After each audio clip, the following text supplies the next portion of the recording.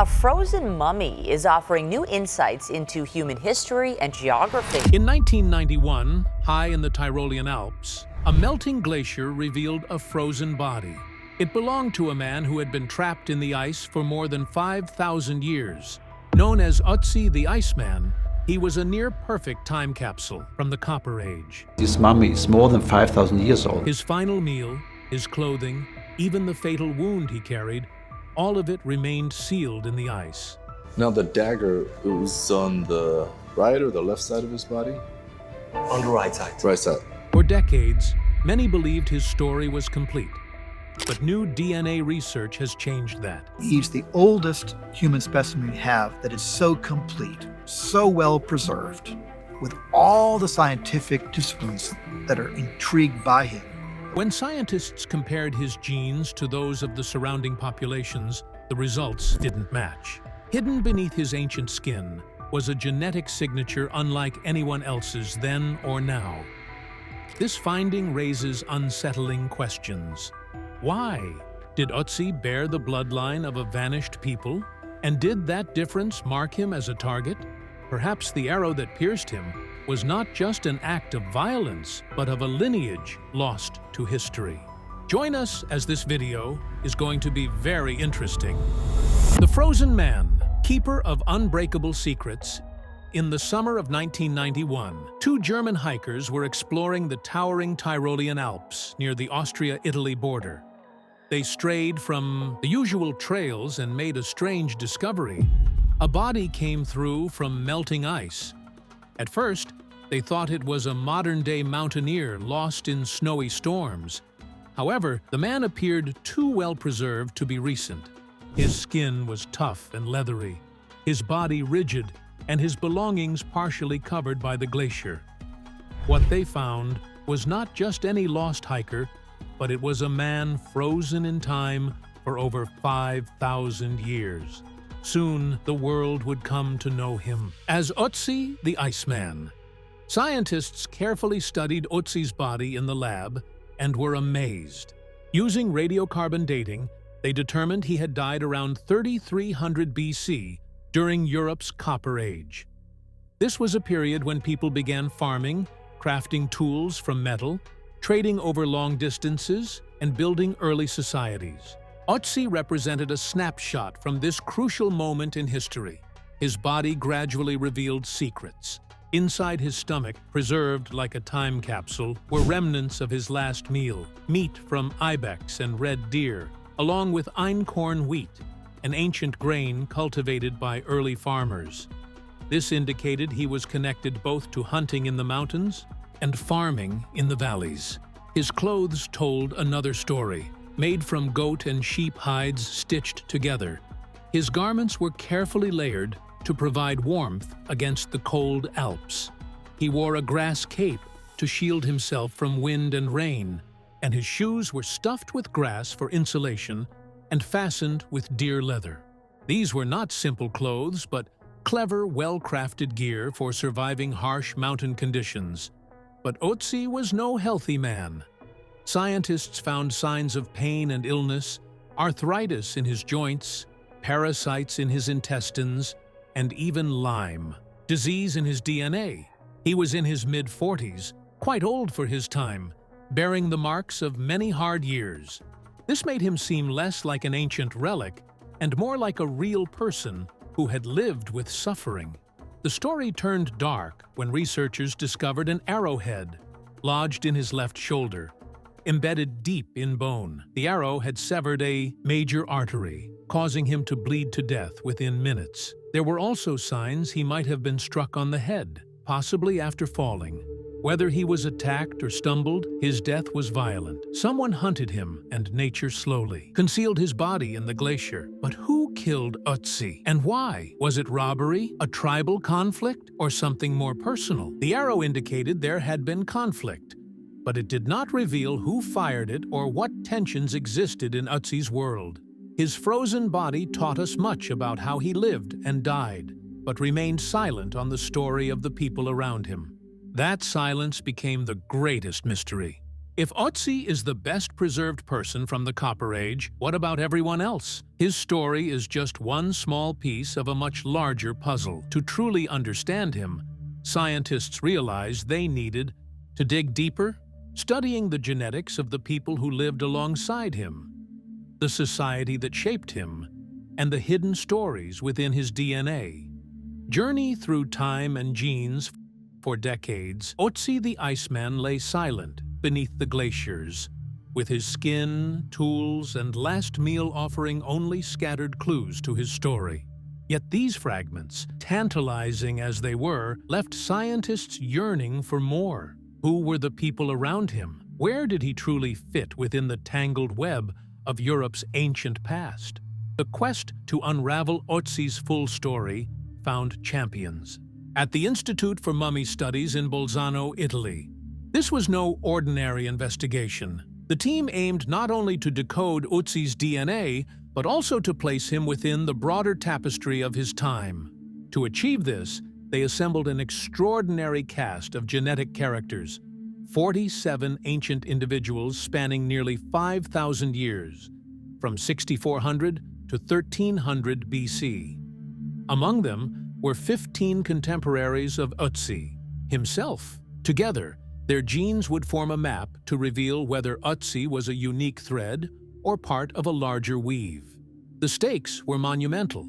Europe's prehistoric turning points had long been the subject of intense debate. After the Ice Age ended around 18,000 years ago, hardy hunter-gatherers slowly carved out a life in the remote Alps, where glaciers once reigned supreme. But around 7000 BC, a wave of change swept through. Farmers from Anatolia surged across Europe, bringing seeds, livestock, and new ways of life. Their arrival in the Alps sparked nothing less than a cultural revolution. One might have expected these powerful newcomers to wipe away the old ways completely. Yet the DNA told a different story. The ancient hunter-gatherers did not vanish, but they merged with the farmers.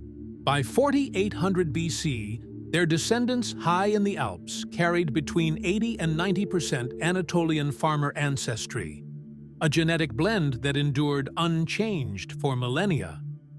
The Alps, it seemed, had become a kind of genetic island, sealed off from the waves of change washing over the rest of Europe. This genetic stability was surprising given the irregular Bronze Age migrations sweeping the Eurasian steppe, which reshaped entire populations. But in these alpine heights, time appeared to slow, with generation after generation maintaining a consistent genetic signature. These mountain communities lived in relative isolation, cut off from the sweeping currents of history.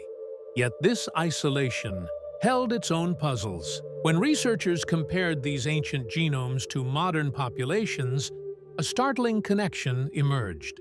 Of all present-day Europeans, it was not the Austrians or Northern Italians, geographically closest to Ötzi's homeland, but the Sardinians, who shared his alpine neighbor's closest genetic ties. Why Sardinia? Why should an island nestled in the Mediterranean hold the nearest living relatives of a man frozen high in the Alps? The answer revealed something profound about Europe's ancient migrations. While the Alps remained genetically frozen, Sardinia, too, stayed insulated, both acting as time capsules, preserving the legacy of Europe's first farmers, untouched by later upheavals. But the Bolzano team's curiosity went beyond ancestry. To them, DNA was not just a family tree, but a diary. Hidden within those strands were stories of daily life, migrations, and even partner choices. If they could read that diary, they aimed to understand not just where Ötzi came from, but the very society that surrounded him. As they delved deeper into this genetic diary, the revelations were startling. Ötzi's world was far more intricate, more isolated, and more mysterious than anyone had imagined, opening new chapters in the story of Europe's deep past. The hidden world of Ötzi's contemporaries, life in the Copper Age. Long ago, in the quiet alpine valleys where Ötzi lived, the people's DNA tells a story about their world. It was not a random mix, but a clear pattern. Most of the men shared the same Y chromosome, known as G2A-L497, indicating that fathers passed their male lineage down to their sons for many generations. The sons stayed close to home, marrying nearby and inheriting their father's land and responsibilities. However, the women's story was quite different. Scientists examined mitochondrial DNA, inherited from the mother's side, and found much greater variety. Women often came from distant places to marry into these local families, moving between villages and valleys. While the men remained rooted, the women acted as bridges, connecting different communities and introducing new genetic diversity to their children. This way of life kept the men's lineages steady, while the women's lines were ever-changing. It created a society that was both stable and interconnected. Yet, there were rare exceptions. Two men found in the valleys did not share the common alpine male ancestry. Their roots appeared to trace back to faraway regions such as the Eastern, Mediterranean, or the Caucasus. How these outsiders arrived in the Alps, whether through trade, travel, or marriage, remains a mystery. Their presence, however, shows that even in a close-knit community, new influences could emerge. The DNA also reveals how these people looked and lived. They mostly had brown eyes, dark brown to black hair, and skin tones darker than the typical pale alpine image. They appeared more Mediterranean than Northern European. Their diet was also changing. None could digest milk as adults, so dairy was not a regular part of their food, and only cereals, meat, and wild plants sustained them. Although they lived in isolated valleys, they were not completely cut off. Trade brought goods such as obsidian from distant volcanoes, amber from northern lands, and copper tools from mining regions. This connected them to faraway places, while their genes remained largely constant. Journey through strangeness. Scientists studied the DNA of Ötzi. They initially believed his genes would be typical of someone from Copper Age Europe.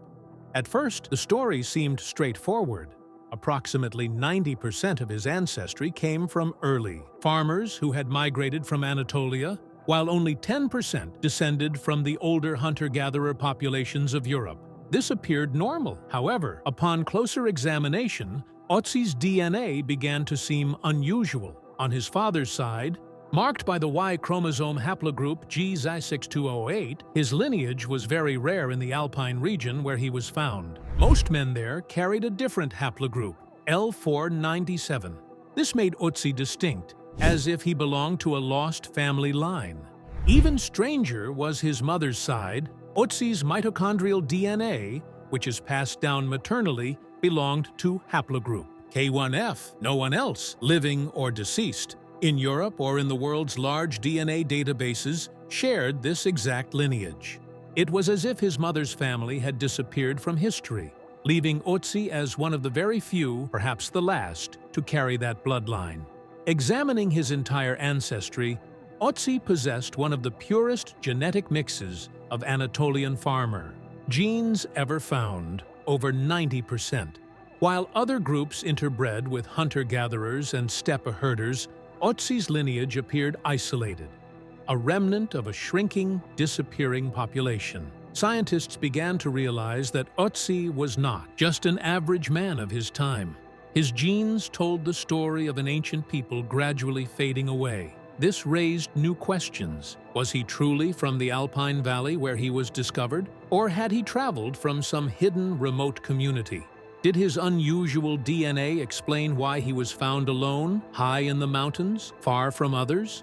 In the end, Ötzi's DNA revealed more than just the life of one man. It carried the last echoes of a lost people, a world slipping into memory. His unique and rare genetic heritage might even change what we understand about how he lived and how he died. Timeless secrets. Scientists carefully studied Ötzi's DNA, hoping to understand the world he came from by comparing his genes to those of people who lived after him. At first, they expected his DNA to show signs of mixing with people from distant regions. After all, trade routes existed in Europe at the time, moving stones, copper, and salt across various areas. It seemed likely that his ancestors would have some foreign ancestry. However, surprisingly, his DNA revealed a different story.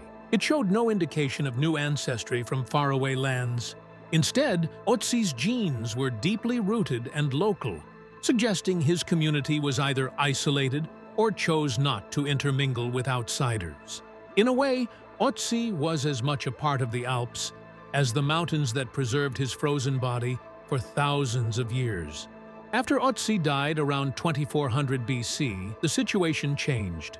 A new group arrived in the Alps from the Pontic-Caspian steppe, bringing horses, bronze tools, new farming methods, and a significant genetic influence known as steppe ancestry. Within a few generations, this steppe ancestry constituted about 1/3 of the DNA in some alpine populations. At the same time, other genetic connections appeared, linking the Alps to regions such as the Caucasus and ancient Iranian farming communities. Trade routes lengthened, ideas spread more rapidly, and the once quiet and isolated alpine valleys became bustling crossroads for many cultures.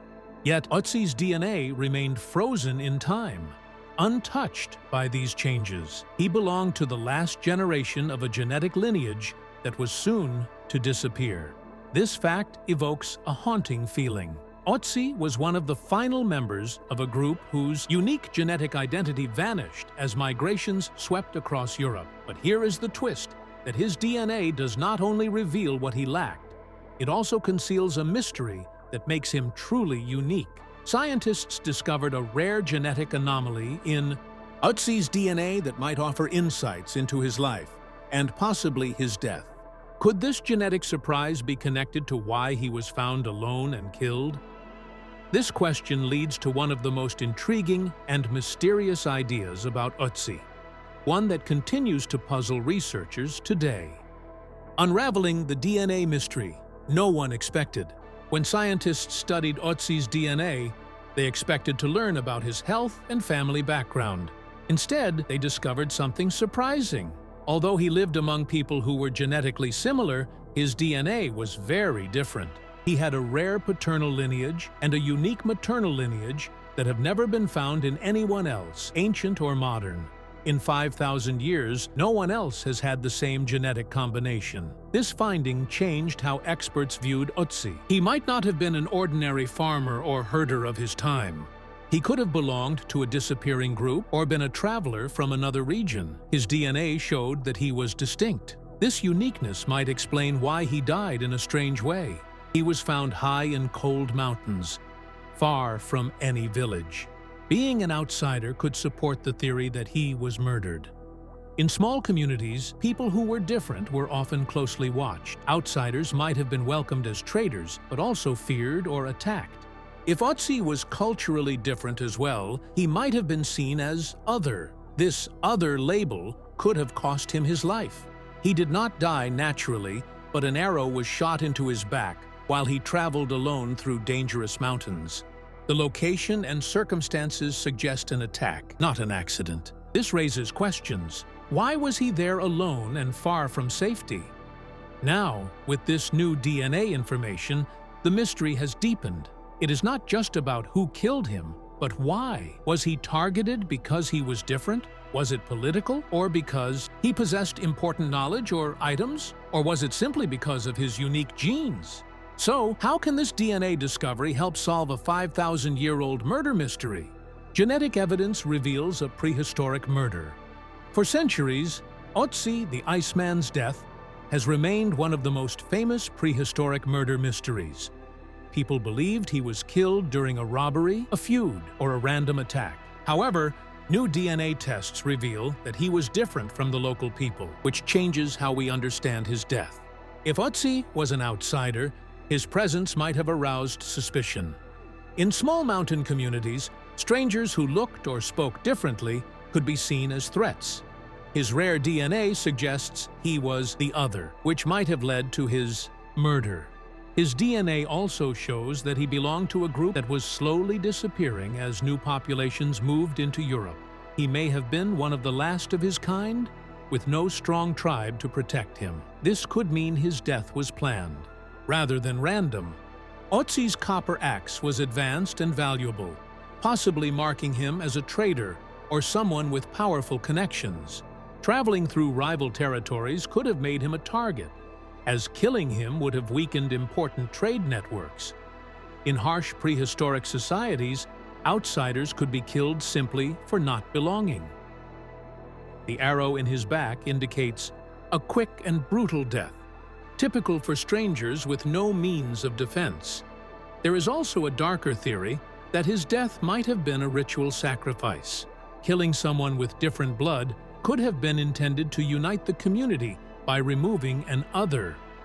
Most haunting of all is the possibility that his DNA represents the last trace of a vanishing people.